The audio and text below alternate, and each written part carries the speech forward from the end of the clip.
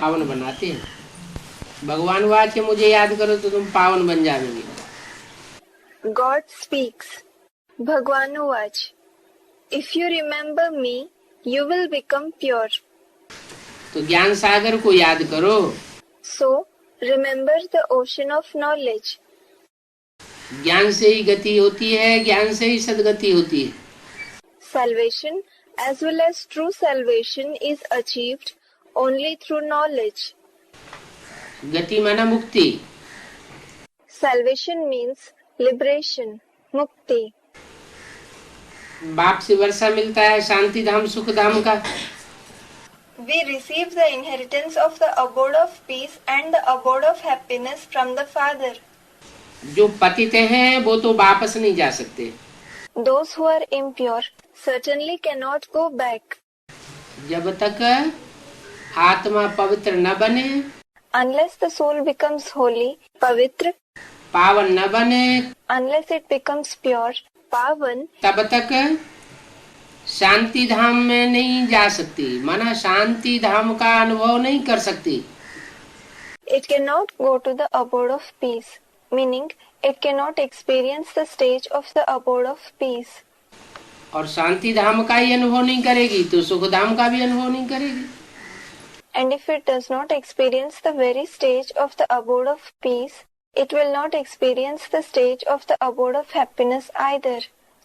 पहले चाहिए शांति, बाद में चाहिए सुख। First, peace is required, and then happiness is required. आत्मा क्या चाहती है? What does a soul want? आत्मा की पहली इच्छा क्या है? आत्मा इस दुनिया में दुखी है, अशांत है। What is the first wish of the soul? The soul is unhappy in this world. It is restless. कोई को पूरे बदन में बुखार हो रहा है तो वो क्या चाहेगा? If someone's whole body is hot with fever, what will he wish for? Rasgulla खाना चाहेगा? नहीं खाना चाहेगा। Will he wish to eat rasgulla, an Indian sweet? He will not. उसे रसगुल्ला का टेस्ट नहीं आएगा। क्यों? He will not enjoy the taste of rasgulla. Why? क्योंकि सारे बदन में अशांति है। Because his whole body is restless. वो पहले चाहेगा शांति, He will wish to have peace first. और जब शांति मिल जाएगी बुखार उतर जाएगा। And when he gets peace, when his fever comes down, तो चाहेगा कि हमें अच्छा अच्छा खाने के लिए भी मिले। he will wish to have good things to eat as well. तो इंद्रियों का सुख भी चाहेगा। Therefore, he will wish for the pleasures of the organs as well. तो पहली शर्त है आत्मा चाहती है शांति मिले। So, the first condition is a soul wishes to have peace.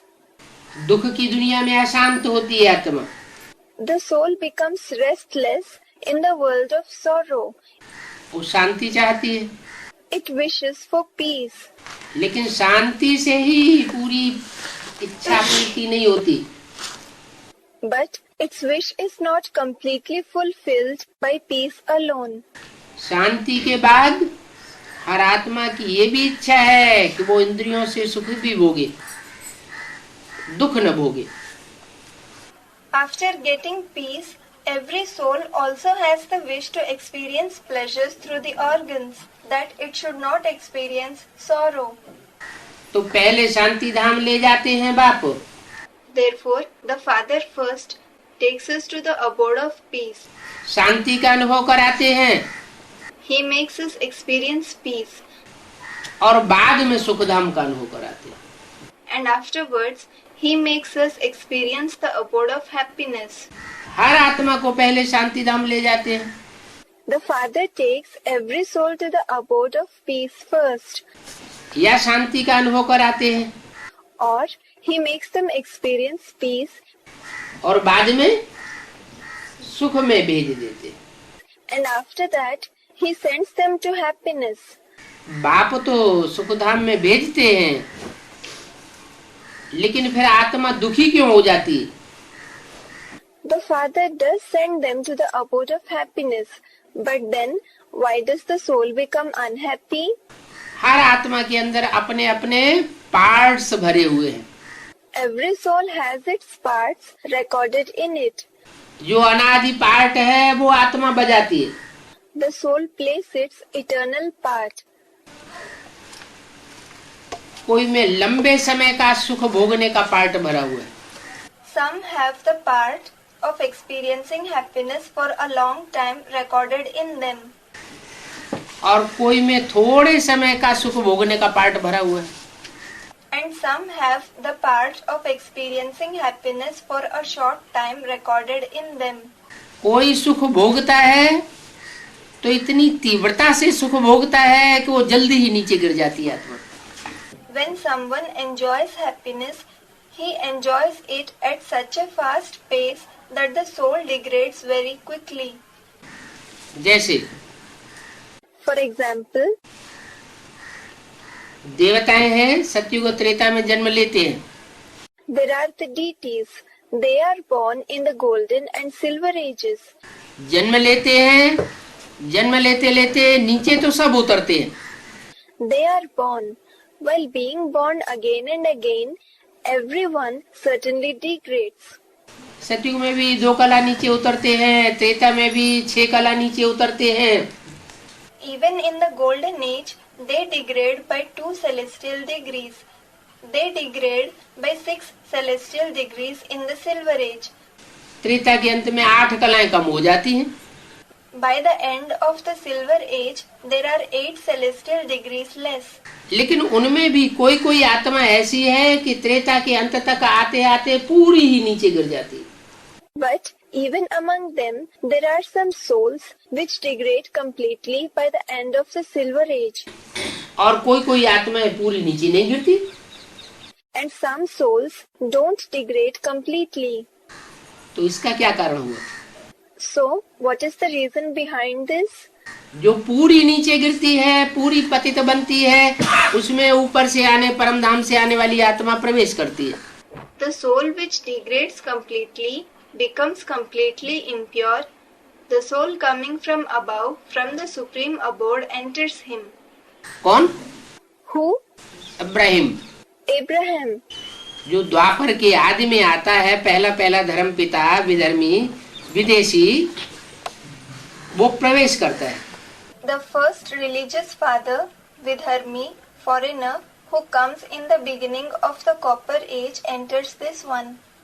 Vidharmi, the one who follows a religion opposite to the father's religion. क्योंकि उस आत्मा को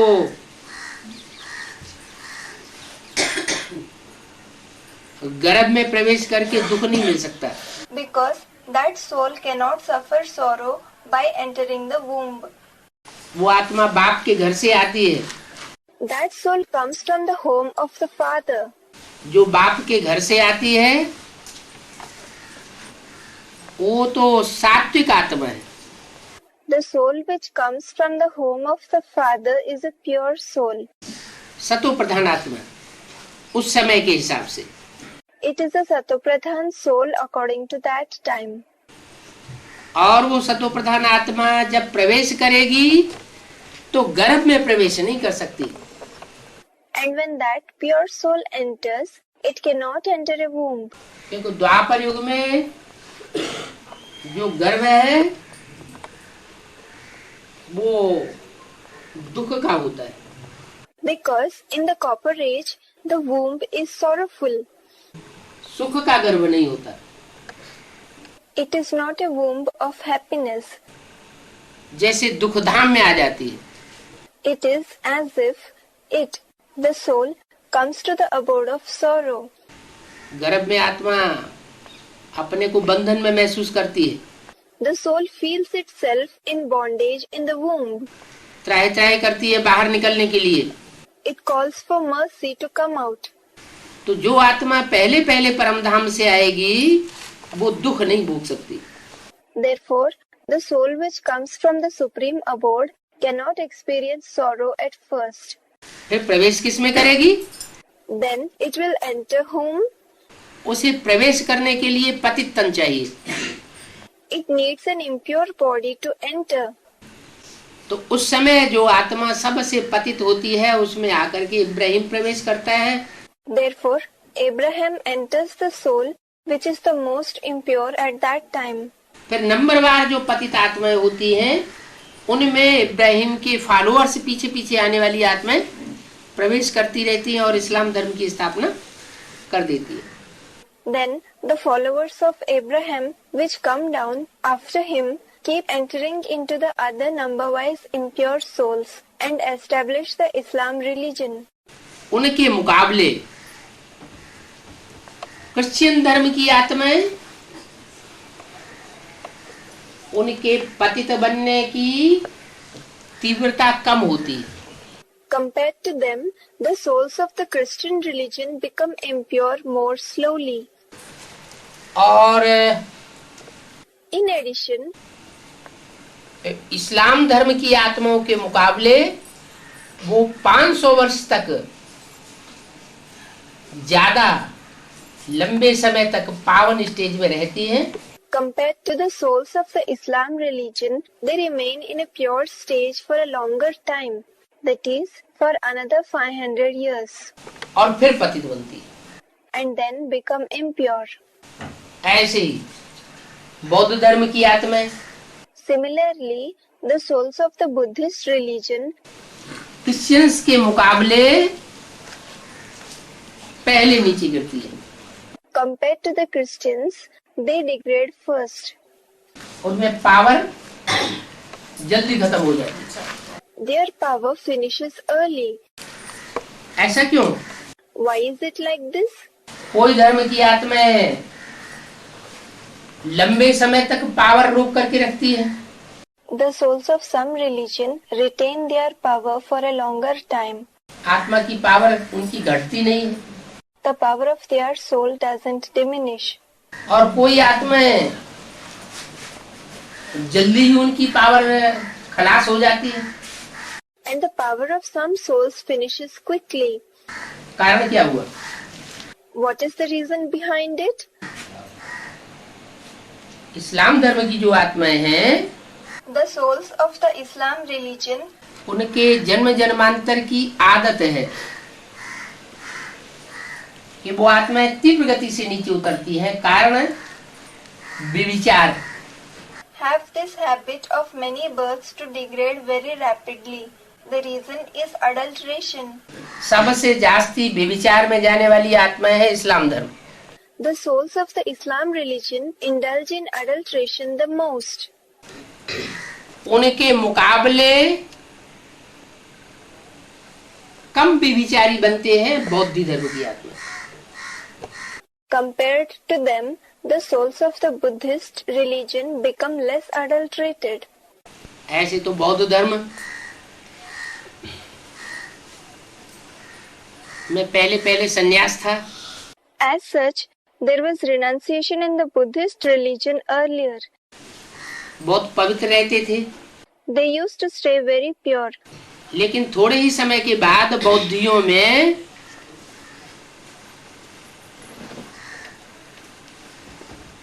जो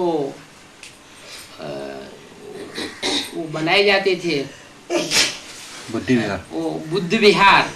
But after some time, the Buddha vihars, monasteries, were built among Buddhists. उन बुद्ध विहारों में स्त्री पुरुषों को साथ साथ रहने की अनुमति दे दी गई। The males and the females were given permission to stay together in those monasteries. और जब स्त्री पुरुष साथ साथ रहे तो उनमें व्यभिचार फैल गया। And when the males and the females started living together, adulteration spread among them. अभी भी ब्राह्मणों की दुनिया में भी कोई ऐसे बुद्धू ब्राह्मण हैं। Even now, there are such stupid Brahmins in the Brahmin world as well. जो कहते हैं हम तो आत्मा भाई भाई है ना। They say, we souls are brothers amongst ourselves, aren't we? देवान तुमको क्यों आता है कि हम स्त्री हैं हम पुरुष हैं? Why do you develop body consciousness that you are male or female? जब है ही आत्मा आत्मा भाई भाई तो हम साथ साथ नहीं रह सकते। When we souls are brothers, can't we live together? एक ही घर में नहीं रह सकते। Can't we live in one home? अरे आत्माओं को संग का रंग नहीं लगता है क्या? Aren't the souls colored by the company? आत्माओं को ही तो संग का रंग लगता है। It is indeed the souls that are colored by the company. कि परमात्मा को लगता है? Or is the supreme soul colored by the company? संग का रंग किसको लगता है? Who is colored by the company? संग का रंग तो आत्माओं को लगता है। Certainly, the souls are the ones that are colored by the company. तो जब मालूम है कि आत्माओं को संग का रंग लगता है तो संग के रंग से बचाना चाहिए ना।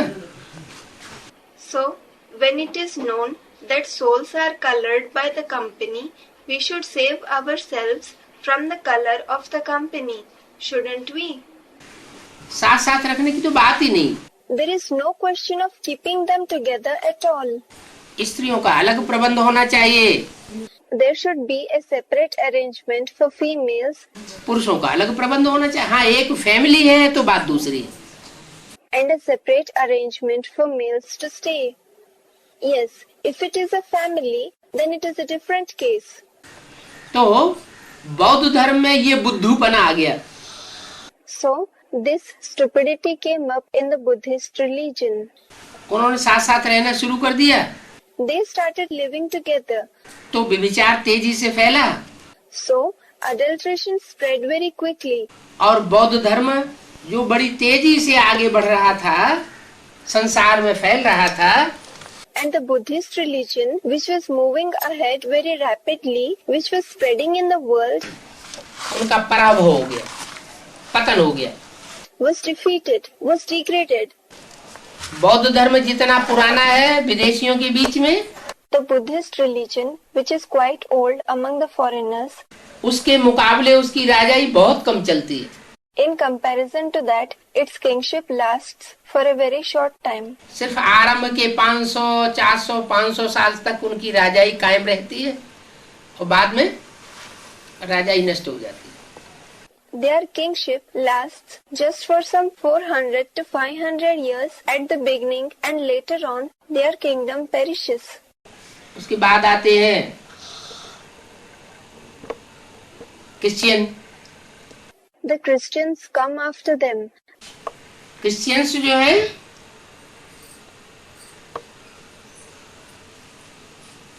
उनमें काम विकार उतना जास्ती नहीं होता। The Christians don't have the vice of lust that much. Christians होते हैं ठंडे देश के The Christians belong to the cold countries, और इस्लामी होते हैं गर्म देश के। and the people of Islam belong to the hot countries. अरब देश गर्म देश है, The Arab countries are hot countries, जहाँ गर्मी जास्ती होती है where there is more heat. तो वहाँ इंद्रियों में भी गर्मी आती है। There the organs too become excited, hot. इंद्रियां अपने को कंट्रोल करने में सक्षम नहीं रहती। The organs don't remain capable enough to control themselves. और वहाँ पानी भी कम होता है। Moreover, there is also less water over there. पानी तो ठंडा करने वाली चीज है, Water is a thing that cools the body. तो पानी न होने की वजह से वो और भी अपने को कंट्रोल नहीं कर पाते। So, because of the scarcity of water, they are unable to control themselves even more. ऐसे ही जैसे कि ज्ञान जल है, Just like there is the water of knowledge, हमको बाबा ज्ञान जल में डुबो करके रखता है। Baba keeps us immersed in the water of knowledge. तो ज्ञान जल में डूबे हुए होने के कारण हमारी इंद्रियों में ठंडक आती है। So, because of being immersed in the water of knowledge, our organs become cool. शांति महसूस होती है। We experience peace. बाबा की याद में रहने से Due to remaining in the remembrance of Baba, जितना हम याद में रहने की प्रैक्टिस करते हैं उतना हमारी बुद्धि सूक्ष्म बनती है the more we practice to remain in the remembrance of Baba, our intellect becomes subtle to that extent, और ज्ञान का मनन चिंतन मंथन भी जास्ती चलता है, as well as more thinking and churning of knowledge takes place. जास्ती ज्ञान का मनन चिंतन मंथन चलता है तो इंद्रियां जो है वो शांत रहती है।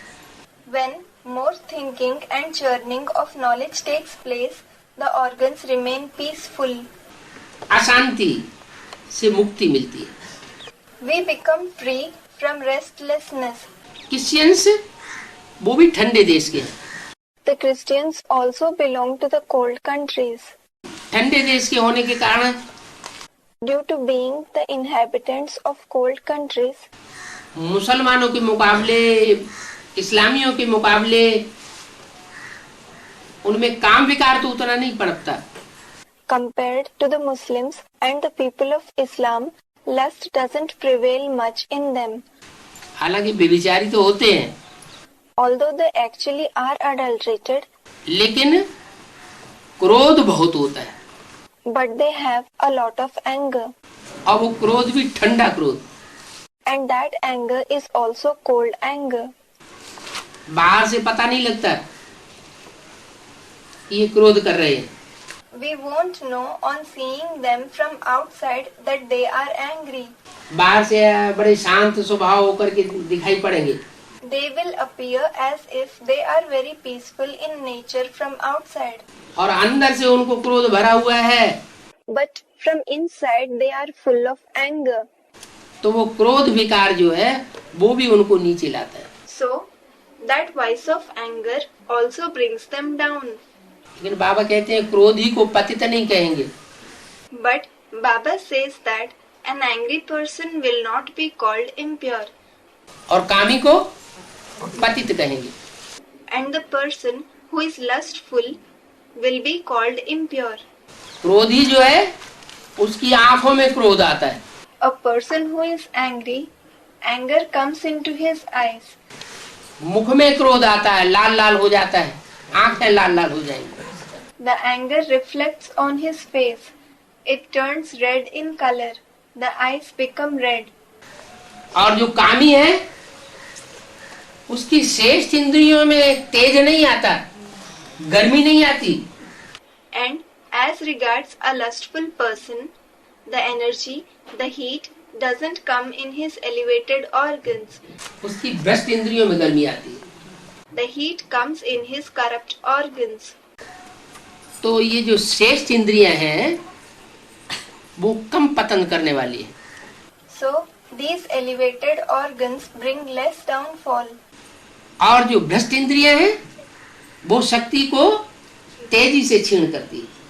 And the corrupt organs cause rapid loss of energy.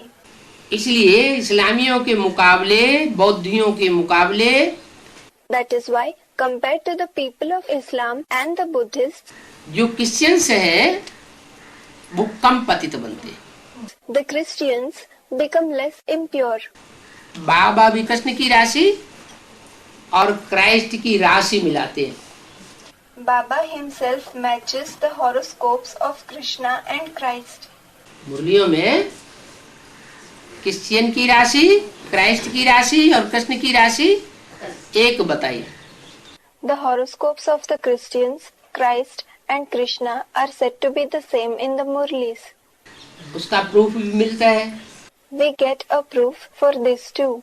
सीढ़ी के चित्र में In the picture of the ladder, Ram वाली आत्मा ज्यादा नीचे गिरती है, the soul of Ram degrades more. कांटों की सैया पर दिखाई गई है सीढ़ी में, He is shown on a bed of thorns.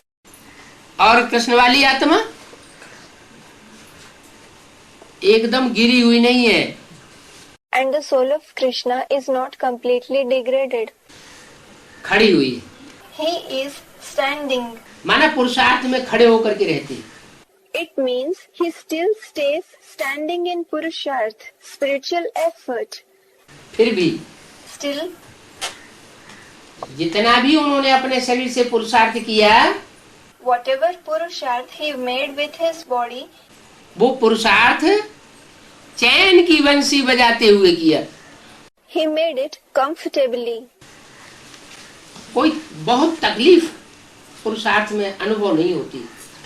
He didn't feel much difficulty while doing Purusharth. जबकि राम वाली आत्मा ज्यादा ही नीचे गिरती है। Whereas the soul of Ram degrades to a greater extent. तो जैसे राम और कृष्ण में भेद है, So, just as there is difference between Ram and Krishna, ऐसे ही इस्लामी और क्रिश्चियंस में भेद समान जैसा है। in the same way, the people of Islam and the Christians have an equal difference. वो बनते हैं काले लंगूर, काम विकार के कारण। They, the people of Islam, become black langur, long-tailed, black-faced monkeys due to the vice of lust. और वो बनते हैं लाल मुंह वाले बंदर, क्रोध विकार के कारण। And they, the Christians, become red-faced monkeys due to the vice of anger. पतन ज्यादा किसका होता है? Who degrades more? जो कामी है उनका जास्ती पतन होता है और क्रोधी का पतन कम होता है। Those who are lustful degrade more, and the ones who are angry degrade less. इसलिए क्रिश्चियंस जो है वो कलयुग के अंत तक भी उनकी जास्ती आबादी नहीं हुई। That is why the population of the Christians didn't increase much even by the end of the Iron Age. और इस्लामियों की आबादी सारी दुनिया में फैल गई। Whereas the population of the people of Islam spread all over the world. अभी अंत में आकर के 100-200 वर्ष में क्रिश्चियंस जास्ती बढ़ गए।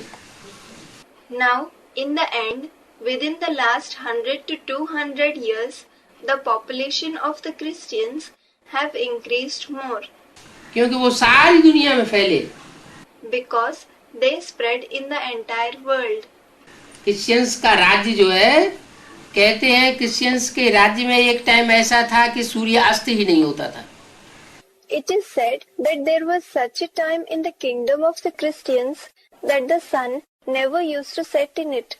इतना दुनिया में राज्य लास्ट के 100-200 वर्षों में फैल जाता है। Their kingdom spreads so much in the world within the last 100 to 200 years. तो जो ठंडे प्रदेशों से उनको बाहर निकल के आना पड़ता है। So they have to come out of the cold regions. कोई अफ्रीका की साइड में जाते हैं, कोई भारत में आते हैं। Some go towards Africa, some come to Bharat, that is India.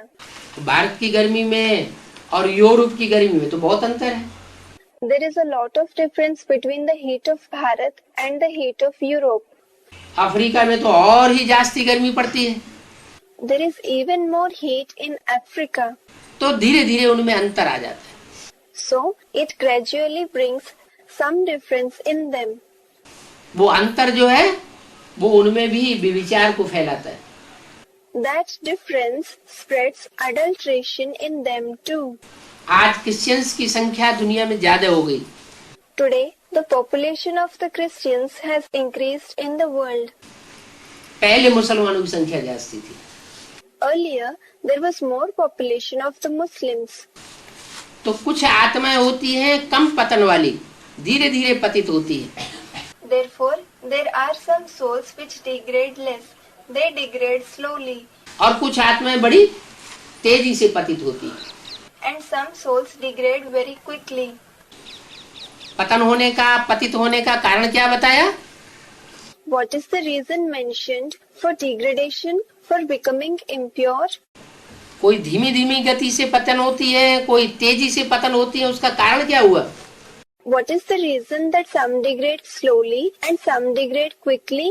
काम विकार नहीं, व्यभिचार। Someone said the vice of lust. Not the vice of lust, it is adulteration. अनेकों में इंद्रियां, अनेकों में बुद्धि आसक्त होना, अटैचमेंट होना। The organs and the intellect become attracted towards many. It becomes attached to many. तो आत्मा का पतन जास्ती होता है, So the soul degrades more. इसलिए इब्राहिम जैसी जो आत्माएं आती हैं वो उन पतित हुई आत्माओं में पहले प्रवेश कर जाती है। That is why when souls like Abraham come, they first enter those souls who have become impure. उसके बाद दूसरे नंबर में पतित बनते हैं बौद्ध, फिर तीसरे नंबर में पतित बनते हैं Christians. After them, the Buddhists are the second to degrade. Then the Christians are the third to degrade. उससे भी ज्यादा धीमी गति से पतन बनने की जो पतित होने की जो गति है वो है सन्यासियों की। The sannyasis have an even slower pace of degradation than them. सन्यासी जो ओरिजिनल पवित्रता धारण नहीं करते, The sannyasis don't practice original purity. Original पवित्रता तो है ब्राह्मणों की, जो ब्राह्मण सो देवता बनते हैं। The original purity is of the Brahmins who become deities from Brahmins. क्योंकि बाबा ने बताया घरगस्थ में रह करके पवित्र बनना, यह ओरिजिनल पवित्रता। Because Baba has said that the original purity is to live in the household and remain pure. और घरगस्थ को छोड़ करके बाहर जंगल में जा करके पवित्र बनना, ये तो मजबूरी की पवित्रता हुई। And to leave the household and become pure after going out to the jungle is certainly purity under compulsion. जैसे कोई आदमी को जेल में डाल दिया जाए, Like if somebody is put in prison, 10 साल जेल में रहे और जेल से निकलने के बाद कहे हमने 10 साल पवित्रता का पालन किया। he stays in the jail for 10 years and after coming out from jail, he says, I have maintained purity for 10 years. तो वो उसकी मजबूरी हुई या उसने वास्तव में पवित्रता का पालन किया? Then was it his compulsion or did he maintain purity in reality? वो तो मजबूरी है। That was certainly his compulsion. तो ऐसे ही सन्यासियों की कायरता वाली पवित्रता है। So similar is the cowardly purity of the sannyasis. वो जब भी ज्यादा तमो प्रधान बनते हैं उसका कारण ये होता है, Whenever they become more tamopradhan, the reason behind it कि वो शहरों में घुस पड़ते हैं और अपने को कंट्रोल नहीं कर पाते। is that they enter the cities and are not able to control themselves. जब तक जंगलों में रहे तब तक फिर भी कंट्रोल रहे। They were still under control as long as they stayed in the jungle. और जैसे ही शहरों में घुसते हैं जास्ती पतित तमो प्रधान बन पड़ते हैं। But as soon as they enter the cities, they become more tamopradhan. उसके बाद जो धीमी गति से पतित बनती हैं वो आत्माएं हैं मुस्लिम धर्म की। After that, the souls which degrade slowly belong to the Muslim religion. और मध्य कलयुग में आता है सिख धर्म। And the Sikh religion comes in the middle of the Iron Age. उनमें भी पवित्रता की प्योरिटी की पावर जास्ती इसलिए होती है कि उनमें एक संस्कार होता है, एक नारी सदा ब्रह्मचारी। They too have more power of purity because they have the sanskars of Ek Nari Sada Brahmachari. Having one wife is like remaining celibate forever. एक नारी के साथ वो अपना जीवन बिताना पसंद करते हैं और रहते भी हैं। They like to spend their life with one woman and they remain like that too. अभी कलयुग के अंत में तो सारी दुनिया में संघ का रंग विदेशियों का ज्यादा बढ़ गया है। Now, at the end of the Iron Age, the influence of the foreigners has increased more in the whole world. तो सिख भी कोई ऐसे हो गए हैं जो आतंकवादी बन पड़े हैं। So, there are also such Sikhs who have become terrorists. और वो आतंकवादी ग्रुप जो है वो अलगाववाद की मांग करने लग पड़ता है। And that terrorist group starts demanding partition. भारतवासियों के भी विरोधी हो जाता है। They even go against the Indians. नहीं तो सिखों में यूनिटी जास्ती रही, Otherwise, there was more unity among the Sikhs क्योंकि उनमें भारतवासियों जैसी प्योरिटी रही, देवताओं जैसी purity. because they had a purity similar to the Bharatvasis, the residents of India, purity like the deities. लेकिन मुसलमानों का संग ज्यादा रहा, But they were more in the company of the Muslims क्योंकि सिख धर्म का फैलाव होता है पंजाब की साइड में, सिंध प्रांत में, because the expansion of the Sikh religion takes place towards Punjab in the province of Sindh, जहाँ पंजाब में मुसलमानों के आक्रमण हमेशा होते रहे, the Punjab where frequent attacks of the Muslims kept taking place. Christians के आक्रमण होते रहे, The attacks of the Christians kept taking place. तो मुसलमानों और क्रिश्चियंस के संग के रंग में वो आत्मा जास्ती आई। Therefore, those souls came more in the color of the company of the Muslims and the Christians. संग का रंग जास्ती लगता है तो कुछ न कुछ तो असर पड़ता ही है। When they are colored more by the company, they are certainly affected to some extent or the other. उसके बाद आते हैं आर्य समाजी। The Arya Samajis come after them. आर्य समाजी जो आत्माएं हैं उनकी खासियत ये है The speciality of the souls of the Arya Samaj कि वो द्वापर युग के आदि से ही दूसरे दूसरे धर्म में कन्वर्ट होते रहे, is that they have kept converting in other religions since the very beginning of the Copper Age. सबसे जास्ती गिरी हुई आत्माएं। They are the most degraded souls. इस्लाम धर्म आया तो इस्लाम धर्म की आत्माओं के प्रभाव में आ गए। When the Islam religion came, they came under the influence of the souls of the Islam religion. Christian धर्म आया तो क्रिश्चियंस के प्रभाव में आ गए। When the Christian religion came, they came under the influence of the Christians. मुस्लिम धर्म आया तो मुसलमानों के प्रभाव में आ गए। When the Muslim religion came, they came under the influence of the Muslims.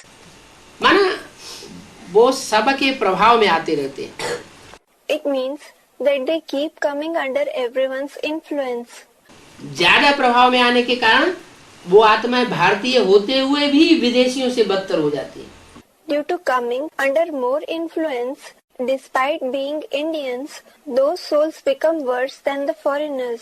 किसी धर्म पर उनकी आस्था नहीं रहती। They don't have faith in any religion.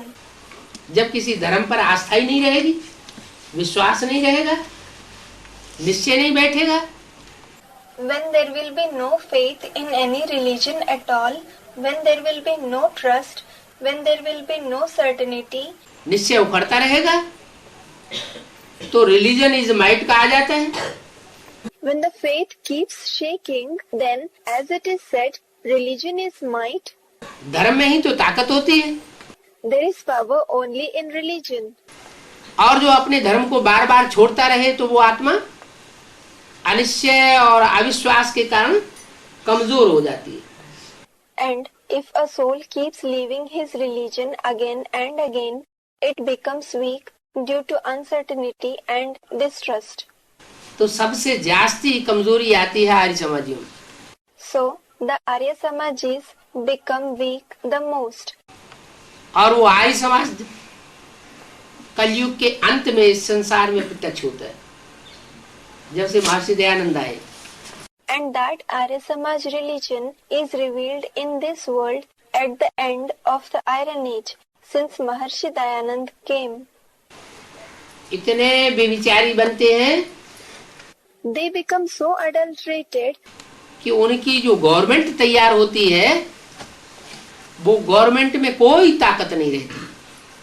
that the government formed by them doesn't have any power. आज की जो गवर्नमेंट है वो कांग्रेसियों की गवर्नमेंट रही ना। The government today is the Congress government, isn't it? वो कांग्रेसी जो है वो ज्यादातर आर्य समाजियों से प्रभावित रहे। Those people of the Congress party were mostly influenced by the Arya Samajis. क्या प्रभावित रहे? What were they influenced by? कि हम किसी धर्म की अपेक्षा नहीं करते। We don't give consideration to any religion. धर्म से हमें कुछ लेना देना नहीं। We have nothing to do with religion. हमें तो ज्यादा जनसंख्या चाहिए, वोट चाहिए।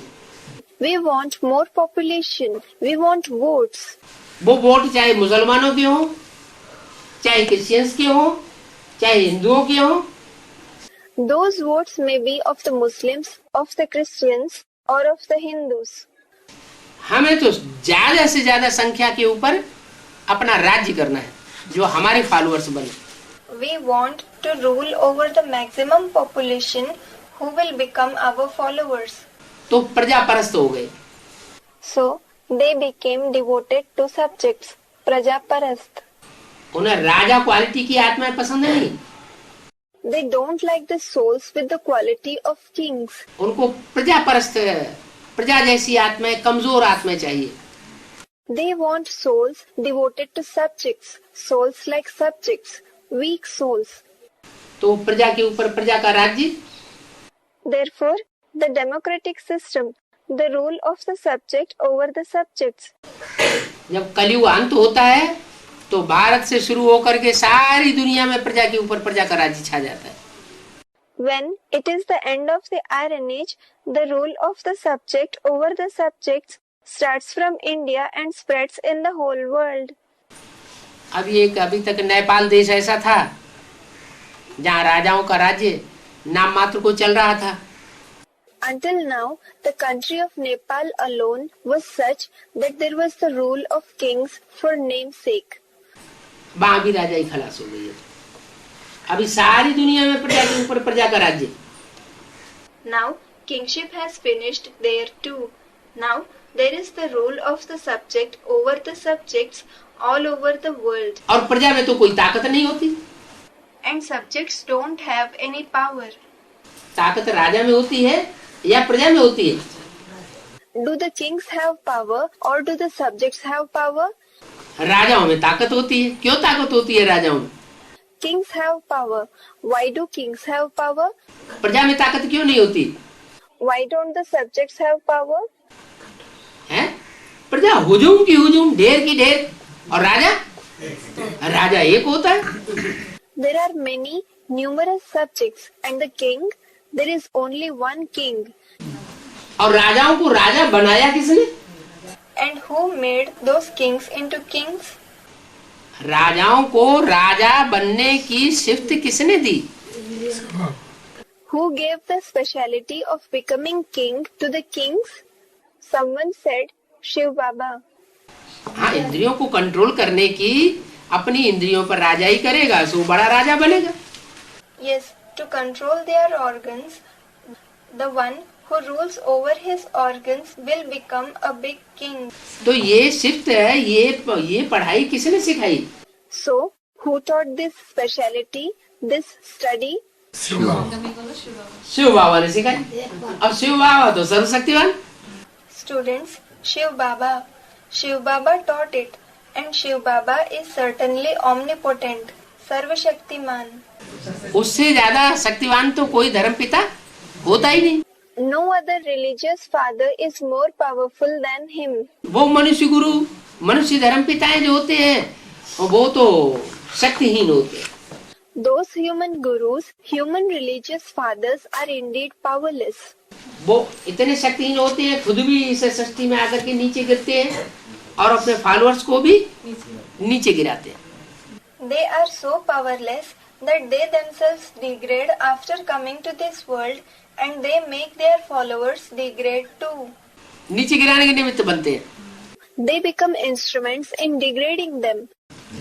थोड़े समय के लिए जब वो आत्माएं ऊपर से सतोप्रधान आती है, For some time, when those satopradhan souls come from above, तो इस सृष्टि रूपी रंगमंच पर जगह जगह पर थोड़ी मकान की मरम्मत कर देती है, repairing. they repair some places of the house on this stage-like world, they do the repairing. अब वो रिपेयरिंग कितनी देर चलेगी? Now, how long will the repairing last? Repairing जो है वो ज्यादा समय नहीं चलती। Repairing does not last long. कोई भी धर्म, मनुष्य गुरु, धर्म पिताएं इस सृष्टि को नया नहीं बना सकते। No religion, human guru or religious father can make this world new. सारी सृष्टि को पूरे के पूरे तरीके से ढांचा बदल करके नया बनाने की ताकत एक परमपिता परमात्मा की है। Only the Supreme Father, Supreme Soul, has the power to change the complete structure of the entire world and make it new. तो वो आकर के राजा ही स्थापन करते हैं क्या? So, he comes and establishes the kingship. What? Shiv बाबा का कहना है कि प्रजा के ऊपर प्रजा का राज्य है, बेकायदे राज्य। Shiv Baba says that the rule of the subjects over the subjects is an unlawful rule. ये कोई कायदा कानून नहीं है कि प्रजा के ऊपर प्रजा राज्य करे। There is no rule and law that subjects should rule over the subjects. राजाओं का राज्य चाहिए। The rule of the kings is required. और आर्य समाजियों ने क्या कर दिया? And what did the Arya Samajis do? जो आर्य समाजी आए वो आधे नास्तिक होते हैं। The Arya Samajis who came, they are half atheists. वो भगवान को तो मानते हैं, निराकार को तो मानते हैं।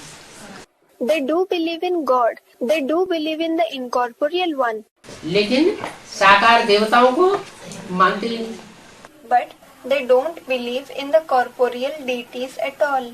अब जब साकार ही नहीं होगा, Well, if there isn't the corporeal one himself, अगर परमात्मा इस सृष्टि पर आकर के साकार नहीं बनेगा तो देवताएं कैसे रचेगा? if the Supreme Soul doesn't come in this world and become corporeal, how will he create the deities? तो देवताएं जब नहीं रचे जाएंगे तो देव आत्माओं की तो राजाई होती है। If the deities are not created, the deity souls have a kingship. देव आत्माओं में राजाई ही चलती है, चाहे सतयुग हो चाहे द्वापर युग हो, वो त्रेता हो। Whether it is golden age or the silver age, there is only kingship among the deities. उनकी राजाई चलती है। Their kingship prevails.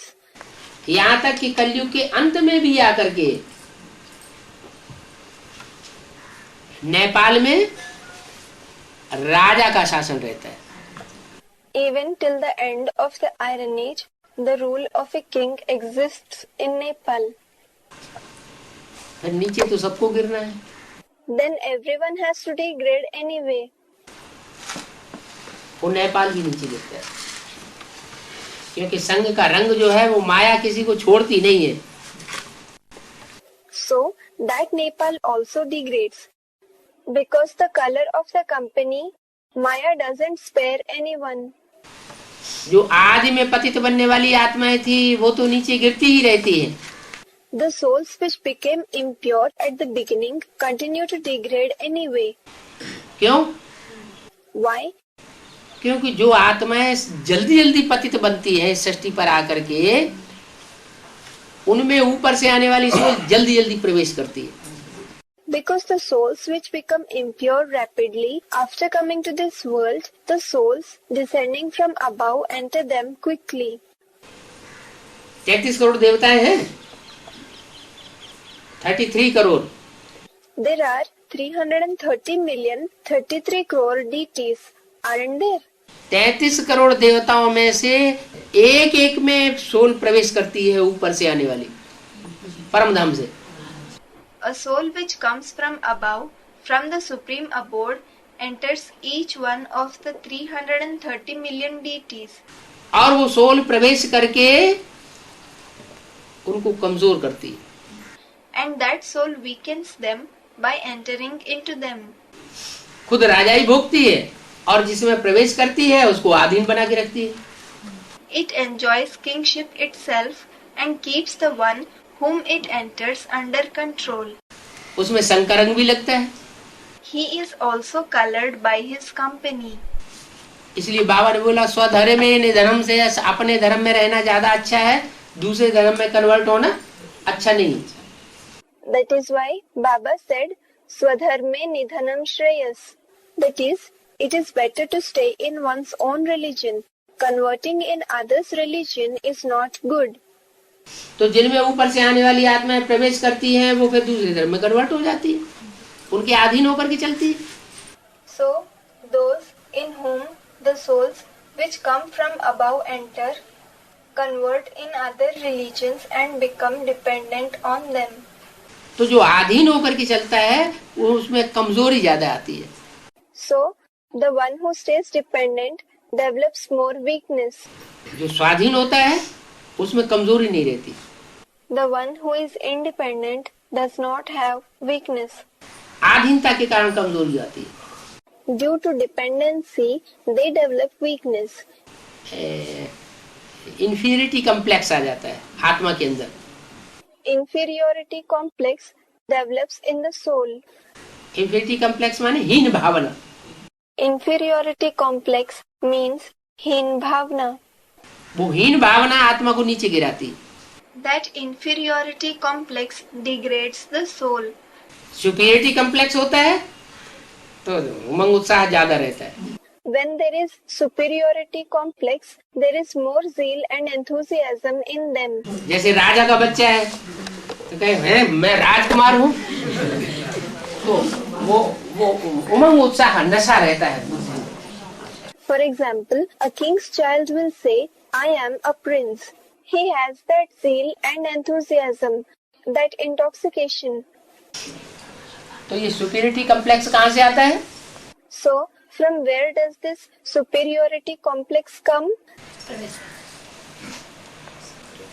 सुप्रीम कौन है? Someone said something. Who is supreme? इस संसार में सुप्रीम सोल कौन है? Who is the supreme soul in this world? जो सुप्रीम सोल है वहीं से सुपरमेसी शुरू होती है. Supremacy starts from the one who is the supreme soul. और जो लास्ट में आने वाला धर्म पिता है वहां से इंफीरियरिटी कम्प्लेक्स शुरू होता है. And the religious father who comes last, inferiority complex starts from him. तो जो आत्माएं मनुष्य गुरुओं के स्वभाव संस्कार के नजदीक आती है, उनसे प्रभावित हो जाती है, उनमें आता है inferiority complex. So, the souls which come near the nature and sanskars of human gurus, which become influenced by them, develop an inferiority complex. और जो परमात्मा के बच्चे बनते हैं डायरेक्ट, उनमें सुपरमेसी रहती है. And those who become the direct children of the supreme soul have supremacy in them. Supremacy रहने के कारण वो जन्मवाई जन्म भले टकराते हैं विधर्मियों से, विदेशियों से. Although they clash with the Vidharmis, with the foreigners, birth after birth, because of their supremacy, लेकिन टकराते हुए भी टक्कर लेते लेते लेते जाके आखिरी जन्म में नीचे गिरते हैं. despite clashing, even after clashing continually, they degrade only in the last birth. क्योंकि माया भी तो सर्वशक्तिवान है. Because Maya is also omnipotent, isn't she? जैसे बाप सर्वशक्तिवान है वैसे माया भी सर्वशक्तिवान है. Just as the father is omnipotent, Maya is also omnipotent. तो सर्वशक्तिवान माया किसी को छोड़ती नहीं है. The omnipotent Maya doesn't spare anyone. चाहे वो कोई भी धर्म की आत्मा हो, No matter to which religion the soul belongs. चाहे सूर्यवंशी हो, चाहे चंद्रवंशी हो, चाहे इस्लामी बौद्ध क्रिश्चियन वंशी हो. Whether it belongs to the Sun dynasty, to the Moon dynasty, or whether it belongs to the Islam dynasty, the Buddhist or Christian dynasty. वो वार हर एक के ऊपर करती है. She attacks everyone. कोई आत्मा ऐसी है जो वार को टक्कर लेती रहती है, मुकाबला करती रहती है अंत तक. Some are such souls who keep confronting the attack. They keep resisting till the end. तो वो है सूर्यवंशी आत्मा. So, they are the Suryavanshi souls, those who belong to the Sun dynasty. उनमें फिर दूसरे धर्म की आत्माएं प्रवेश नहीं कर पाती. The souls of the other religion cannot enter them. किनमें? जो सूर्यवंशी है. Whom? Those who are Suryavanshi. और वो प्रभावित भी नहीं होती दूसरे धर्म वालों से। Moreover, they don't become influenced by those of the other religions either. Chandravanshi दूसरे धर्म वालों से प्रभावित भी हो जाते हैं। The Chandravanshis, those who belong to the Moon dynasty, also become influenced by the people of other religions. प्रभावित होकर के उनके अंडर में भी चलने लग पड़ते हैं। They become influenced and also start following them. तो वो कमजोरी आ जाती है। So, weakness comes in them. सूर्यवंशियों में सबसे जास्ती कमजोरी क्यों आती है? Why do the Suryavanshis become the weakest? सूर्य गर्म है या ठंडा है? Is the sun hot or cool? Someone said hot. जिसकी पैदाइश गर्मी से होगी उसमें काम विकार जास्ती होगा। Will the one who is born from heat have more vice of lust in him? या जिसकी पैदाइश ठंडास से होगी उसमें काम विकार जास्ती होगा। गर्मी से। Or will the one who is born from coolness have more vice of lust in him? Students, from heat. जैसे इस्लामी गर्म प्रदेश के होते हैं, गर्म देश में उनका जन्म होता है। Just like the people of Islam belong to hot regions, they are born in hot regions. तो उनमें काम विकार जास्ती होता है। Thus, they have more vice of lust in them. ऐसे ही सूर्यवंशी जो है वो कलयुग के अंत में आकर के काले मोहड़े वाले लंगूर जैसे महाकामी बनते हैं। Similarly, the Suryavanshis become most lustful, like black-faced langur at the end of the Iron Age. और चंद्रवंशी आत्माएं? And what about the Chandravanshi souls? वो चंद्रमा है ना, ठंडक देने वाला। He is the moon who gives coolness, isn't he? तो उसके रहबरी में रहने के कारण उनमें काम विकार उतना नहीं पनपता। So, because of being under his guidance, the vice of lust doesn't flourish that much in them. लेकिन अंदर का क्रोध बहुत होता है। But they have a lot of internal anger in them. इसलिए कृष्ण के लिए क्या दिखाते हैं? That is why what is shown for Krishna? Krishna ने महाभारत गृह युद्ध कराई दिया। Krishna brought about the massive civil war of Mahabharata. सब कौरवों का यादवों का नाश हो गया। All the Kauravas, descendants of Kuru, and Yadavs, descendants of Yadu, were destroyed. Krishna कौन से कुल के थे? To which clan did Krishna belong? Kaurava कुल के नहीं थे, पांडव कुल के नहीं थे, यादव कुल के थे। He was not from the Kaurav clan. He was not from the Pandav clan. He was of the Yadav clan. तो अपने सारे कुल का भी ध्वंस करा दिया, इतना क्रोध आया। So he had his entire clan destroyed as well. He became so angry. जैसे घर में कोई आदमी ज्यादा क्रोधी होता है तो अपने घर के बर्तन ही फोड़ने लगता है। Just like if a person is very wrathful at home, he starts breaking utensils of his own house. यही नहीं देखता कि हम अपना ही नुकसान कर रहे हैं। He doesn't see that he is bringing loss to himself. इतने क्रोध में आ जाते हैं। He becomes so angry. और उसमें भी जो ठंडा क्रोध होता है वो तो बहुत ही खतरनाक होता है। And between them, that is the two types of anger, cold anger is indeed very dangerous. Shankar ji का क्रोध गरम क्रोध है। Shankar ji's anger is hot anger. आया और निकल गया, वो खतरनाक नहीं है। It came and it went away. It is not dangerous. और जो क्रोध ठंडा होता है, Whereas the anger which is cold, अंदर ही अंदर क्रोध आ गया, समा गया, the anger came within and it was assimilated. बाहर से हंसते रहे, हाँ, वो बहुत खतरनाक होता है। But the person kept laughing outwardly, saying, "Yes, it's okay." That is very dangerous. वो अंदर अंदर विकराल रूप धारण करता रहता है, जैसे अंदर से चिंगारी सुलगती रहती है। It keeps taking a ferocious form from within, like a spark continues to kindle inside. और जैसे ही मौका देखता है वैसे ही फट पड़ता है। And the moment it gets an opportunity, it bursts out. तो दो प्रकार की प्रकृति है। So there are two types of nature. एक ठंडी प्रकृति, एक गर्म प्रकृति। One is cool nature and the other is hot nature. परमात्मा शिव आते हैं,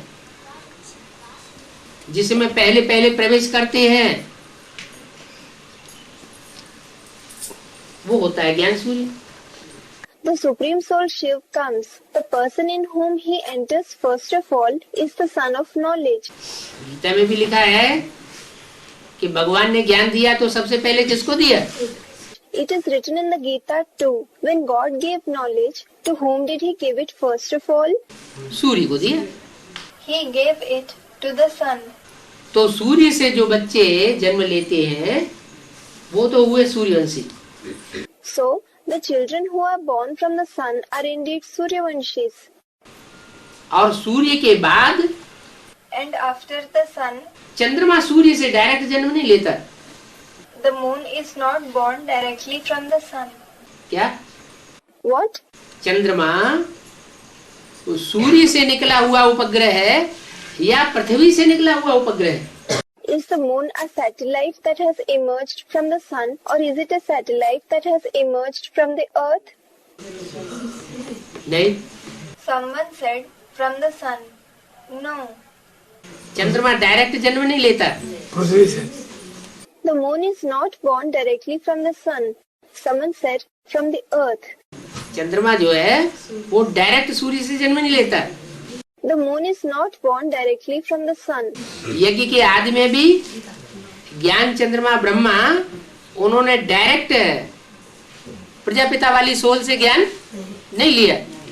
At the beginning of the yajna too, the moon of knowledge Brahma didn't take knowledge directly from the soul of Prajapita. किससे लिया? माता से। माता से लिया। From whom did he take it? Student, from the mother. He took it from the mother.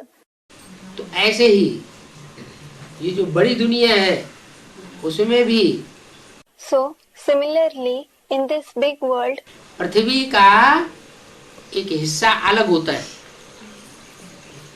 और वो चंद्रमा बनता है।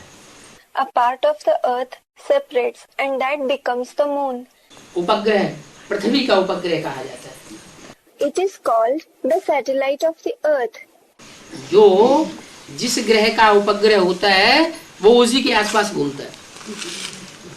The satellite of a particular planet revolves around that very planet.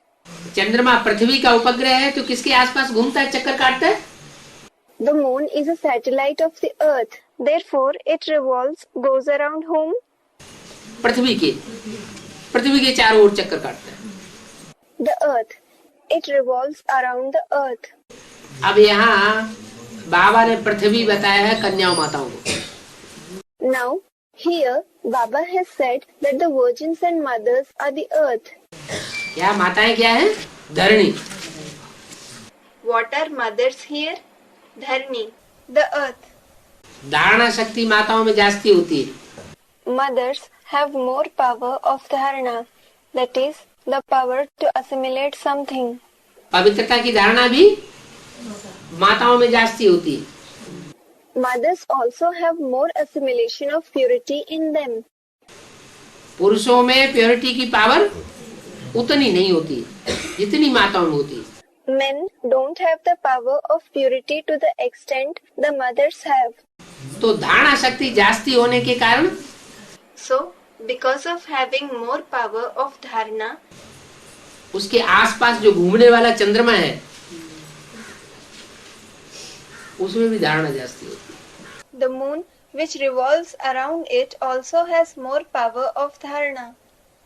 शीतल स्वभाव का होता है। He is of a cool temperament. स्वभाव शीतल है लेकिन रोशनी कहाँ से मिलती है? His nature is cool, but from where does he receive light?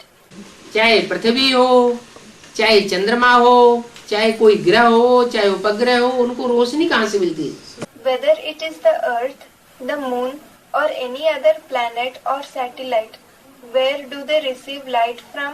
सूर्य से। सूर्य से रोशनी मिलती है। They receive light from the sun. यहाँ है ज्ञान की रोशनी। Here, it is the light of knowledge. तो जो ज्ञान की रोशनी है, जिन आत्माओं को ज्यादा से ज्यादा मिलती है, The souls who receive the maximum light of knowledge, मिलती क्या है, लेती है, ऐसे समझिए। not receive, think that they take it. जो आत्मा है परमात्मा के आने पर, इस सृष्टि पर ज्यादा से ज्यादा परमात्मा के ज्ञान को धारण करती है। The souls who assimilate maximum knowledge when the Supreme Soul comes in this world वो आत्मा बहुत पावरफुल बन जाती है। become very powerful. पावरफुल माने बड़ी आत्मा। Powerful means a big soul. जैसे कोई बैटरी होती है, छोटी होती है, कोई बैटरी बड़ी होती है। Just like some battery is small and some battery is big. तो जो बड़ा बैटरा होगा उसमें ताकत, ज्यादा ताकत होगी। So the bigger battery will have more power. ऐसे ही जो डायरेक्ट ज्ञान सूर्य से कनेक्टेड होते हैं, Similarly, those who are directly connected with the Son of Knowledge, संबंध जोड़ते हैं, वो ज्ञान सूर्य के बच्चे ज्यादा पावरफुल हो जाते हैं। who develop a relationship with Him, those children of the Son of Knowledge become more powerful. ज्यादा पावरफुल होने के कारण वो ज्ञान को भी ज्यादा ग्रहण करते हैं। Because of being more powerful, they grasp more knowledge as well. होते तो नंबरवार है, लेकिन एक जैसा ज्ञान धारण करने वाले तो नहीं होते हैं। They are indeed number-wise, according to their capacity, and they do not assimilate the knowledge equally. फिर भी और धर्मों के मुकाबले उनमें जास्ती पावर रहती है। Still, when compared to the other religions, they have more power in them. वो पावर कहाँ से आती है? From where do they get that power? ईश्वरी ज्ञान से। पहली पहचान उनके अंदर बैठती है। Someone said, from Shiv Baba. No, from the divine knowledge from God. The recognition of the Father sits in them first. पहचान होगी तभी तो याद करेंगे। They will remember only when they have the recognition of the Father. पहचान नहीं होगी तो याद कैसे करेंगे? If they don't have the recognition of the Father, how will they remember? तो जितना जितना गहरा ज्ञान उतनी जास्ती पहचान। So, the deeper the knowledge is, that much more recognition there is. और जितना जितना जो जिसको जास्ती पहचानता है उतना उसके नजदीक जाने की कोशिश करता है। And the more a person has recognition of someone, he tries to go near him to that extent. तो जो सूर्यवंशी आत्माएं हैं उनमें इतनी पावर भर जाती है So, such power is filled in the Suryavanshi souls कि वो सतयुग के आदि से लेकर के नीचे तो गिरते हैं, लेकिन उनकी गिरने की गति धीमी रहती है। so that they do degrade from the beginning of the golden age, but the pace of their degradation remains slow. द्वापर में भी धीमी गति रहती है, कलयुग में भी धीमी गति रहती है। Its pace remains slow in the copper age too. Its pace remains slow in the iron age also. बस कलयुग के अंत में आकर के माया उनके ऊपर हावी हो जाती है। Only at the end of the iron age, Maya dominates them. That is all. वो भी ड्रामा प्लान अनुसार कल्याणकारी, That is also beneficial according to the drama plan. क्योंकि जो नीचे नहीं गिरेगा वो ऊपर कैसे उठेगा? Because how will the one who doesn't degrade rise up? जो तमो प्रधान नहीं बनेगा तो सतो प्रधान कैसे बनेगा? How will the one who doesn't become Tamo Pradhan become Sato Pradhan? जितना जितना आत्मा नीचे गिरती है उतनी ऊंची ऊंची उठती है। The more the soul degrades, the more it rises up. मान लो कोई हाई जंप लगाता है, Suppose someone takes a high jump, तो हाई जंप जितनी ऊंची लगाएगा तो उतना नीचे आएगा कि नहीं? will he come down to the extent he jumps high or not? तो उनमें ऊंचे जाने की भी ताकत बहुत है और नीचे आने की भी ताकत बहुत है। So they have more power to rise up as well as to come down. ऊंचे जाते हैं 1 सेकंड में, क्योंकि ईश्वरीय पावर उनको डायरेक्ट मिलती है। They raise high in a second because they receive the power of God directly. कोई मनुष्य गुरुओं की पावर से नहीं जाते हैं ऊंचे। They don't raise high with the help of the power of some human guru. Brahma सो विष्णु बनता है ना। Brahma transforms into Vishnu, doesn't he? लेकिन कौन से ब्रह्मा की बात है? But it is about which Brahma? पहले प्रजापिता ब्रह्मा या पहले और जो ब्रह्मा है वो? Is Prajapita Brahma first or are the other Brahmas first? एक है मुकर्रर जिसको कहते हैं Prajapita Brahma. Students, Prajapita Brahma. One is permanent, who is called Prajapita Brahma. तो प्रजापिता ब्रह्मा के लिए पहले गायन ये साबित होता है कि 1 सेकंड में ब्रह्मा सो विष्णु बन जाता है। So, the praise that Brahma is transformed into Vishnu in a second is proved to be applicable to Brahma first. Krishna वाली सोल भी, राधा कृष्ण वाली सोल भी विष्णु बनती है विष्णु स्वरूप प्रैक्टिकल में। The souls of Radha and Krishna also become Vishnu, the form of Vishnu practically. लेकिन संगम युग में नहीं बनती। But not in the confluence age. कब बनती है? जब सतयुग होगा तब बनती है। When do they become that? They become that when it is the golden age. वो लक्ष्मी नारायण विष्णु स्वरूप बनेंगे। Those Lakshmi Narayan will become the form of Vishnu. वहाँ भी सतयुग में जो राजाएं होते हैं उनके राज तख्त के पीछे विष्णु का चित्र होता है। There is the picture of Vishnu behind the royal throne of the kings there too, in the golden age. जिससे साबित होता है ये सब विष्णु की औलाद की डायनेस्टी है। Which proves that they all are the children of Vishnu. They are his dynasty. चाहे पहला नारायण हो, चाहे दूसरा नारायण हो, चाहे सतयुग का तीसरा या चौथा नारायण हो। Whether it is the first Narayan, whether it is the second Narayan, whether it is the third or the fourth Narayan of the golden age, उन सब की वंशावली कहाँ से शुरू होती है? विष्णु की राशि से। from where does the dynasty of all of them begin? It begins from the kingdom of Vishnu. और पहला विष्णु का स्वरूप कौन बनता है? And who becomes the first form of Vishnu? Ram वाली आत्मा। The soul of Ram. Ram बाप जिसे कहा जाता है वो आत्मा, और राम को कहा भी जाता है Suryavanshi. The one who is called Father Ram, that soul. Moreover, Ram is also called Suryavanshi. Ram को क्या कहते हैं? सूर्यवंशी। सूर्यवंशी माना? What do they say for Ram? Suryavanshi. What does Suryavanshi mean? सबसे ऊंची हस्ती। It means the highest personality. जैसे ये दुनिया है, ये दुनिया किसका लोक कही जाती है? For example, this world is called a world of what? शुक्र ग्रह का लोक कही जाती है या बृहस्पति का लोक कही जाती है? Is it called the world of the planet Venus? Is it called the world of the planet Jupiter? या चंद्रमा का लोक कही जाती है? Or is it called the world of the moon? ये 9 ग्रह है ना दुनिया में। There are these 9 planets in the world, aren't there? तो कौन सा लोक कहा जाता है? So, which world is it called? है? बृहस्पति लोक नहीं कहा जाता। Someone said Jupiter. It is not called the world of Jupiter. भूलोक, भू माना पृथ्वी लोक। Someone said Bhulok. Bhulok, Bhu means the abode of the earth. पृथ्वी तो पृथ्वी का जो दायरा है वो पृथ्वी तक ही उसका प्रभाव रहेगा। The earth will have its effect only within the circumference of the earth. सौर लोक। It is called Saurlok, meaning the world of the sun or the solar system. Surya, The sun. ये सारी सृष्टि में जो भी देखने में आते हैं,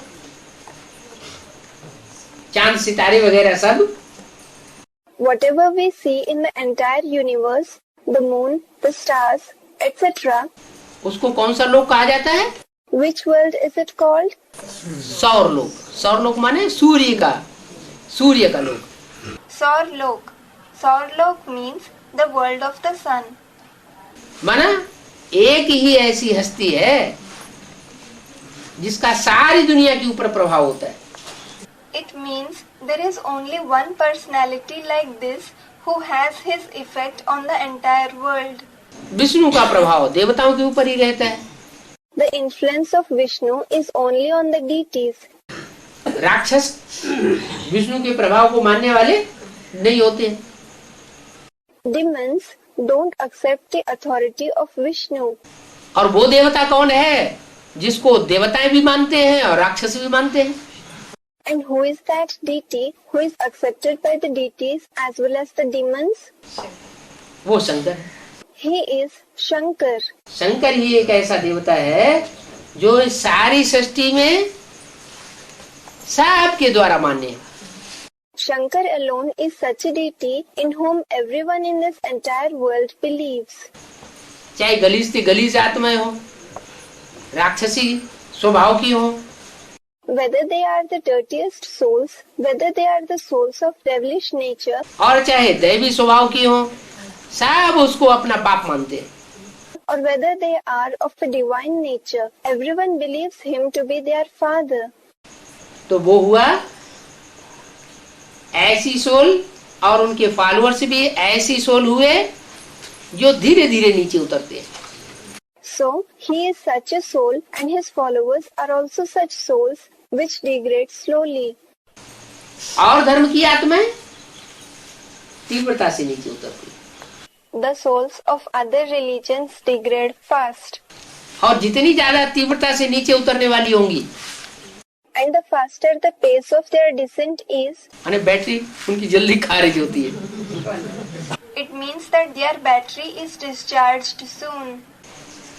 कोई बैटरी ऐसी होती है जल्दी डिस्चार्ज होती है और कोई कोई बैटरी होती है हाँ धीरे धीरे डिस्चार्ज होती है। Some batteries are such that they are discharged very fast, and some batteries are such batteries that they are discharged slowly. तो जो बैटरी जल्दी जल्दी डिस्चार्ज होती है तो उनमें ऊपर से आने वाली आत्माएं जल्दी जल्दी प्रवेश करती है।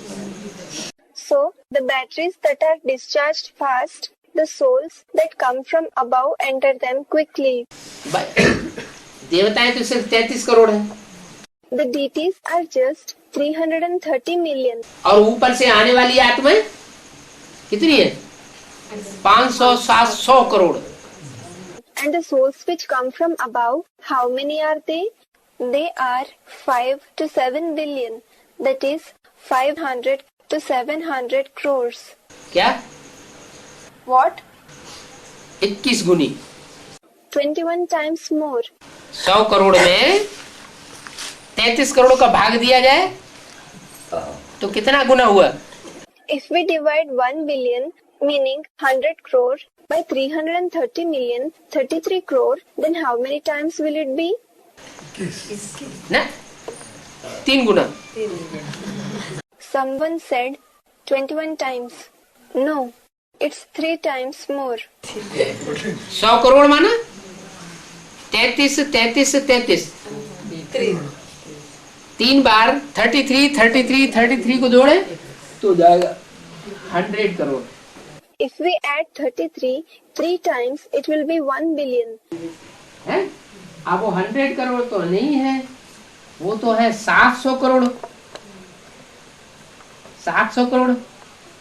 Now, they are not just 1 billion, they are 7 billions. तो 3 को 7 से गुणा कर दिया जाए तो आता है 21। So, if 7 is multiplied by 3, then it comes to 21. माने कोई कोई आत्माएं ऐसी भी हैं जिनमें ऊपर से आने वाली आत्माएं प्रवेश 21 बार भी करती हैं। It means there are some souls like this too, in whom the souls coming from above enter even 21 times. Meaning 21 separate souls enter them. तो कितनी व्यभिचारी हो गई? So, how adulterated they became. उनके व्यभिचार का तो पारावार ही नहीं रहा। There is no limit of their adulteration at all. और जिनमें कलयुग के अंत तक दूसरे धर्म की आत्माएं प्रवेश ही नहीं करती। and those in whom souls of other religions don't enter even till the end of the Iron Age, सिर्फ अंत में जो देवता वर्ण की आत्मा है वो ही प्रवेश करती है। only at the end the souls of the deity class enter. जैसे राम वाली आत्मा में कौन प्रवेश करता है? चंद्रमा। For example, who enters the soul of Ram? The moon. ज्ञान चंद्रमा ब्रह्मा प्रवेश करते हैं। The moon of knowledge Brahma enters him. वो तो देवता वाली आत्मा है। He is a deity soul. तो पतन की गति जितनी धीमी होती है उतनी कम धर्म की आत्माएं प्रवेश करेंगी। So, the lesser the speed of degradation is, the fewer the souls of other religions will enter them. और पतन की गति जितनी ज्यादा तीव्र होती है उतने दूसरे धर्म की आत्माएं जास्ती प्रवेश करती है। And the faster the speed of degradation is, the more the souls of other religions enter them. जास्ती प्रवेश करेंगी तो जास्ती बेविचारी बनेंगी। If they enter more, they will become more adulterated. जास्ती बेविचारी बनेंगी तो उनकी बैटरी जल्दी डिस्चार्ज होगी। If they become more adulterated, their battery becomes discharged quickly. हैं तो ये पावर मिलती कब है? So, when do we receive this power? संगम युग में जब हमारी बुद्धि में ज्ञान बैठता है तो वो पावर मिलती है। Someone said confluence age. In the confluence age, when the knowledge sits in our intellect, we receive that power. वो ज्ञान कोई आत्मा में तो जल्दी बैठ जाता है। That knowledge sits quickly in the intellect of some soul. किसी को थोड़ा सा सुनाओ और खट से ज्ञान वो कैच कर लेती है। Narrate a little to someone and he immediately grasps the knowledge. तो बाबा कहते हैं ये हमारे कुल का है। So, Baba says he belongs to our clan. जो हमारे कुल का होगा थोड़ा सा सुनेगा। The one who belongs to our clan will listen to a little. थोड़ा सा सुन करके हमारी बात को पकड़ लेगा और मानने लग पड़ेगा। He will grasp it after listening to a little and he will begin to accept it. चलने लग पड़ेगा। He will start following it. कोई कोई आत्माएं होती हैं जल्दी कैच नहीं करती है, There are some souls who don't grasp quickly. जिरहबाजी करती है, They cross question. संघर्ष करती है, वाद विवाद करती है। They confront. They argue. इसका मतलब जितना जास्ती वाद विवाद करके कोई हमारी बात को मानता है उतना ही वो दूसरे धर्म में कन्वर्ट होने वाला है। It means the more someone argues with us and then believes our words, he will convert to another religion to that extent. जो आर्य समाजी है वो बेसिक नॉलेज में भी शुरू से लेके अंत तक विरोध करते रहे। The Arya Samajis kept opposing the knowledge from the beginning till the end in the basic knowledge as well as in the advanced knowledge. आर्य समाजियों ने बहुत विरोध किया। Arya Samajis opposed the knowledge a lot. इसका मतलब क्या हुआ What does it mean? कि वो आदि से लेकर के अंत तक विरोध करने वाली आत्मा है। They are the souls who oppose the Father's knowledge from the beginning till the end. और देवता धर्म को स्वीकार ही नहीं कर पाती क्योंकि वो दूसरे धर्मों में कन्वर्ट होती रहती। They are not able to accept the deity religion at all because they keep converting to other religions. सभी धर्मों में कन्वर्ट होती रहती है, They keep converting to all the religions. इसलिए असलियत को नहीं पहचान पाती। That is why they are unable to recognize the truth. जो किसी धर्म में कन्वर्ट नहीं होता वो असलियत को पहचानता है, जल्दी पहचानता है। The one who doesn't convert to any religion recognizes the truth. He recognizes it quickly. यहाँ भी ब्राह्मणों की दुनिया में Also here in the world of Brahmins, कुछ आत्माएं हैं ये जान लेती है कि ये ज्ञान जो सुना रहे हैं बहुत अच्छा सुनाते हैं। there are some souls who know this. Whatever knowledge they are narrating is very good. Advance वाले जो हैं ज्ञान तो इनका बहुत बढ़िया है।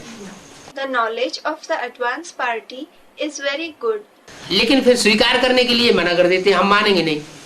But they refuse to accept it. They say, we will not accept it. क्यों? Why? ऐसे क्यों कहते हैं? जब अच्छा है तो स्वीकार कर लेना चाहिए। Why do they say this? When it is good, they should accept it. क्यों नहीं स्वीकार कर पाते? Why aren't they able to accept it? हैं? दूसरे धर्म हाँ, क्योंकि दूसरे धर्म पिताओं के प्रभाव में जास्ती रहे हैं। Someone said they belong to the other religions. Yes, because they have remained under the influence of the other religious fathers more. प्रभाव में रहना माने उनकी प्रजा बन करके रहे। To remain under their influence means they became their subjects. किसी से प्रभावित होना माना प्रजा बन जाना। To become influenced by someone means to become his subject. तो जास्ती प्रभावित होती है आत्मा तो फिर दूसरे धर्म में कन्वर्ट होने की आदी बन जाती है। So, if the soul becomes more influenced, it becomes more accustomed to convert in other religions. प्रभावित एक से होना चाहिए या अनेकों से प्रभावित होना चाहिए? Should you become influenced by one or by many? है? एक से प्रभावित होना चाहिए। You should become influenced by one. अनेकों से प्रभावित होने वाली को तो वैश्या कहा जाता है। The one who becomes influenced by many is called a prostitute. वैश्याएं तो बहुत दुखी होती है। Prostitutes are very miserable indeed. तो बाप कहते हैं मैं आकर के शिवालय स्थापन करता हूँ। So, the father says, I come and establish the Shivalaya, the home of Shiv. और जितने भी धर्म पिता हैं वो सब इस दुनिया को वैश्यालय बनाते हैं। All the other religious fathers make this world into a Vaishalaya, home of prostitutes, a brothel. और दुनिया में रहने वाली जो भी आत्मा है सबको प्रभावित होने वाला बनाते हैं। And they make all the souls of this world into the ones who remain influenced by others. प्रभावित होने वाला माने प्रजा बनाते हैं। They make them into the ones who become influenced, that is, they make them into subjects. प्रजा बनाते हैं माना अधीन बनाते हैं। They make them into subjects. It means they make them dependent. क्या? What? अधीन बनावेंगे। और मैं शिव बाबा क्या करते हैं? They will make them dependent. And I? What does Shiv Baba do? मैं अधिकारी बनाता हूँ, माने राजा बनाता हूँ। I make you into the one having authority. That is, I make you kings. तो तुम हो मेरे राजा बच्चे। So, you are my kingly children. कौन है राजा बच्चे? Who are the kingly children? जो ज्यादा से ज्यादा जन्मों तक आत्मिक स्टेज में टिकने वाले हैं। Those who remain in a soul conscious stage for a maximum number of births. आत्मा और शरीर। The soul and the body. शरीर माना 5 तत्व। Body means 5 elements. 5 तत्व का पुतला पृथ्वी जल वायु अग्नि आकाश इनसे बनता है। 5 तत्वों का पुतला शरीर। The effigy of 5 elements: earth, water, wind, fire, and sky. The effigy of 5 elements, the body, is formed by them. और इस शरीर को धारण करती है आत्मा। And the soul possesses this body. आत्मा जो है वो इस शरीर रूपी चोले में बैठने वाली है। The soul sits in this costume-like body. तो शरीर रूपी चोले को चलाने वाली हुई ना। Therefore, it is the one that operates the costume-like body, isn't it? लेकिन अगर आत्मा इंद्रियों के अधीन हो जाए तो चलाने वाली हुई या चलने वाली हुई? But if the soul comes under the control of the organs, then is it the one that operates, or is it the one which is operated by the organs? तो चलने वाली हो गई। Then it becomes the one which is operated by organs.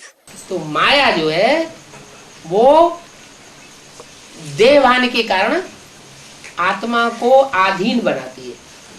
So, Maya makes the soul dependent due to body consciousness. और शिव बाबा उनको तो देह अपनी है ही नहीं। And Shiv Baba, he doesn't have his own body at all. क्या वो भले इस सृष्टि पर आता है, भले बच्चों में प्रवेश भी करता है। What? Although he comes in this world, although he enters the children too, पतित से पतित तमो प्रधान व्यक्ति में आता है, although he enters the most impure tamopradhan person, पतित तन में आता है, पतित दुनिया में आता है, although he comes in an impure body, although he comes in an impure world, वो द्वापर कलयुग में नहीं आता। कब आता है? he doesn't come in the copper or iron ages. When does he come? जब दुनिया एकदम पतित बन जाती है तो आता है। He comes when the world becomes completely impure. और आकर के ऐसी पतित दुनिया के बीच में रह करके भी And despite staying amidst such an impure world after coming, एक भी अंश मात्र किसी का संग का रंग नहीं लगता। he is not affected by anyone's color of the company even a little. किसको? Supreme soul. Who? The Supreme Soul. तो वो उसके अंदर भी संग का रंग नहीं लगता, और जिसमें प्रवेश करता है उन आत्माओं में भी संग का रंग कम लगता है। So, he himself is not colored by the company, and the souls in whom he enters also become less affected by the color of the company of others. क्यों? Why? उनमें संग का रंग कम क्यों लगता है? Why do they become less affected by the color of the company? Someone said something. हाँ, क्योंकि संग के रंग से, शिव के संग के रंग से वो आत्माएं हाँ कम पतित बनती है।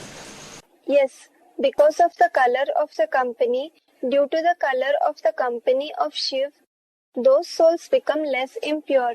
और शिव का संग का रंग जास्ती लगता है, They are colored by the company of that Shiv more. औरों का संग भी लगता है, नीचे गिरती तो है, रामकृष्ण की आत्माएं भी नीचे गिरती है।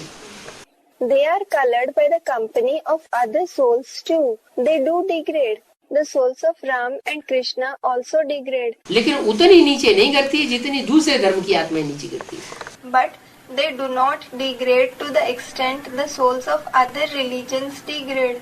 दूसरे धर्म में कन्वर्ट होने वाली आत्माएं, उनमें स्वभाव संस्कार भरा हुआ है प्रभावित होने का। The souls who convert in other religions, the nature and sanskars of being influenced are recorded in them. और इनमें वो स्वभाव संस्कार किसी से प्रभावित होने का नहीं होता।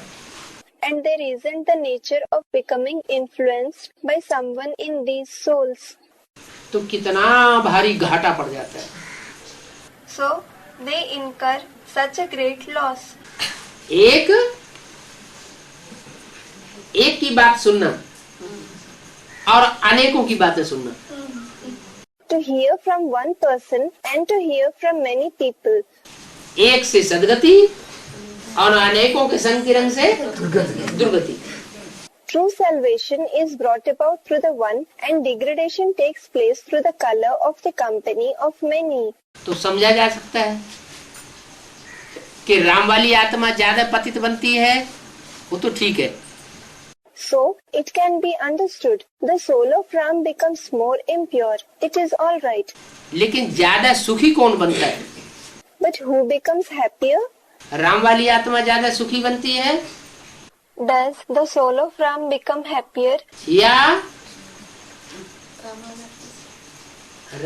उसकी सहयोगिनी शक्ति सीता वाली आत्मा मनी, जो अव्वल नंबर सीता है, पार्वती जिसको कहा जाता है, वो जास्ती सुखी बनती है। Or does his cooperative power, the soul of Sita, the one who is the number one Sita, the one who is called Parvati, become happier? है? राम वाली आत्मा जास्ती सुखी बनती है। Someone said, the soul of Ram. Does the soul of Ram become happier? है? सुखधाम में जास्ती राम वाली आत्मा रहेगी या पार्वती वाली आत्मा सुखधाम में जास्ती रहेगी?